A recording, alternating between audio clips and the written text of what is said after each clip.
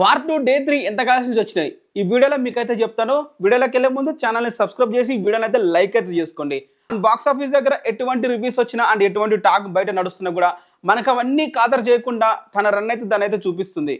ఓవరాల్గా మనం చూసుకుంటే డే 3 వచ్చేసి ఇండియా వైడ్గా 34 crores అయితే మనకి నెట్ అయితే రావడం అయితే జరిగింది.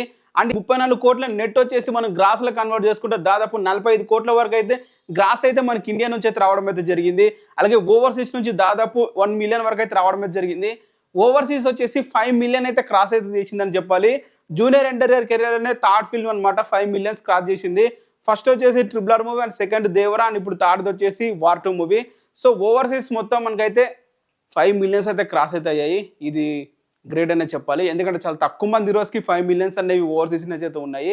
దాంట్లో జూనియర్ ఎన్టీఆర్ గారు ఒకరు అండ్ ప్రభాస్ గారి తర్వాత మాక్సిమం జూనియర్ ఎన్టీఆర్కే ఉన్నాయి ఎక్కువ, మరి కే స్టార్ కూడా లేవు. ఇప్పుడు చూసుకుంటే వరల్డ్ వైడ్ గా 3 days మనం చూసుకుంటే దాదాపు 220 కోట్లు అయితే రావడం అయితే జరిగింది 3 days గాను. అంటే డే 1 మనకి 86, అలాగే డే 2 వచ్చేసి 88 అండ్ డే 3 వచ్చేసి దాదాపు 48 కోట్ల వరకు అయితే రావడం అయితే జరిగింది. ఓవరాల్ గా మనం చూసుకుంటే 220 కోట్ల పైగా అయితే మనకైతే 3 days కి అయితే రావడం అయితే జరిగింది. ఓకే, ఈ 1.5 0 రివ్యూ అలాగే రేటింగ్ తో ఈ రేంజ్ లో 3 days కి రావడం అనేది అయితే గ్రేట్ నెంబర్ అనే చెప్పాలి. అండ్ ఓవరాల్ గా చూసుకుంటే ఈ మూవీ ఎంతవరకు వెళ్తుంది, దీని బ్రేక్ ఈవెన్ వాళ్ళు ఏంది, సోషల్ మీడియాలో చాలా సర్క్యులేట్ అయితే అవుతుంది. బ్రేక్ ఈవెన్ వాళ్ళు వచ్చేసి 300 కోట్ల షేర్ రావాలని చెప్పి, అది ఫాల్స్ గైస్, దాన్ని ఎవరైతే నమ్మకండి. అండ్ మూవీకి వచ్చేసి అయితే బ్రేక్ ఈవెన్ వాల్యూ అనే నెంబర్ అనేది అసలు లేదు, ఎందుకంటే ఈ మూవీ వచ్చేసి అయితే ఓన్ గా రిలీజ్ అయితే చేస్తున్నారు యష్ రాజ్ ఫిల్మ్స్ వాళ్ళు. నేను చాలా వీడియోస్ చేస్తాను కానీ ఒక్క వీడియోలో కూడా మీకు బ్రేక్ ఈవెన్ గురించి అయితే నేను చెప్పలేదు, ఎందుకంటే ఆ మూవీకి బ్రేక్ ఈవెన్ అనేది అవసరం లేదు, ఎందుకంటే ఓన్ రిలీజ్ చేస్తున్నారు కాబట్టి. యష్ రాజ్ ఫిల్మ్స్ వాళ్ళు ఈ మూవీని 400 కోట్లు పెట్టి అయితే తీయడం అయితే జరిగింది. ఈ war 2 movie non theatrical right దాదాపు 200 కోట్ల వరకు అయితే అమ్మేశారు ఈ నెట్ఫ్లిక్స్ కానీ లేకుంటే శాటిలైట్ రైట్స్ కానీ ఇవన్నీ కలుపుకుంటే, ఎందుకంటే దీని 2 heroes ఉన్నారు కాబట్టి సౌత్ అలాగే నార్త్ నుంచి ఈ రేంజ్లో అయితే అమ్మేస్తారని చెప్పాలి.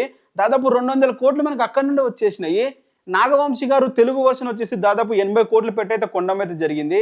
అండ్ ఈ 80 కోట్లు పెట్టి కొన్నారు కాబట్టి మన తెలుగు నుంచి దాదాపు ఒక 130 కోట్లు వస్తే సరిపోతుంది గ్రాసు.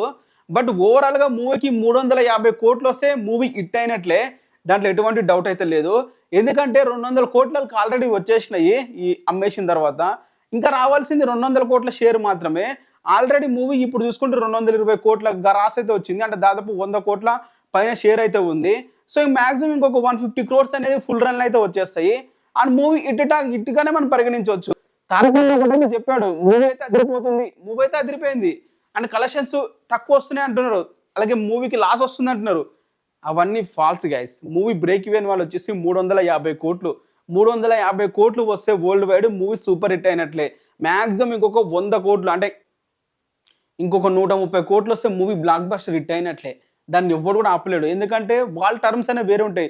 ఫర్ ఎగ్జాంపుల్ మన తెలుగు వర్షన్లో ఒక మూవీని కొనుక్కుంటారు డిస్ట్రిబ్యూటర్లు, ఆ మూవీని వాళ్ళు ఎగ్జిబిటర్లకి కానీ బయర్స్ కానీ అమ్ముకుంటారు. బట్ వాటి మూవీకి అలా జరగదు కదా, ఎందుకంటే వాళ్ళు డైరెక్ట్గా థియేటర్తో షేర్ విషయంగా మాట్లాడుకొని రిలీజ్ చేసుకుంటారు. సో వాళ్ళ లింకులు వేరే ఉంటాయి, వాళ్ళు మనలాగా షేర్ కూడా కన్సిడర్ చేయరు. వాళ్ళకి డైరెక్ట్ ప్రొడ్యూసర్కి అమౌంట్ అనేది నెట్ విధంగా వెళ్తుంది. ఫర్ ఎగ్జాంపుల్ ఒక థియేటర్కి ఇచ్చిన తర్వాత థియేటర్ రెంట్ తీసేసిన తర్వాత వచ్చిన నెట్ని డైరెక్ట్ ప్రొడ్యూసరే తీసుకుంటాడు, అంతేగాని థియేటర్కి ఇక మధ్యలో డిస్ట్రిబ్యూటర్లకి ఎగ్జిబ్యూటర్లకి అయితే ఉండదు. ఫర్ ఎగ్జాంపుల్ మన తెలుగులో ఎట్లా నడుస్తుందంటే, ఒక ఏరియాలో వచ్చేసి 10 కోట్లు పెట్టి కొన్నారంటే ఆ 10 కోట్లకి ఒక థియేటర్ నుంచి దాదాపు ఒక 5 లక్షలు వచ్చినాయంటే ఒక షోకి, ఆ 5 లక్షల్లో థియేటర్ రెంట్ ఒక 1 lakh పోయినా కూడా మిగతా 4 lakhs నుంచి మళ్ళీ డిస్ట్రిబ్యూటర్కి ఒక 2 lakhs తీసుకొని మిగతా 2 lakhs అనేది ప్రొడ్యూసర్స్గా తీస్తాడు. బట్ హిందీ వర్షన్ అలా ఉండదు. హిందీ వాళ్ళది ఎలా నడుస్తుంది అంటే మధ్యలో డిస్ట్రిబ్యూటర్ ఉండడు, ఎగ్జిబ్యూటర్ ఉండడు, డైరెక్ట్ థియేటర్ వాడితోనే డీల్ అయితే పెట్టుకుంటారు.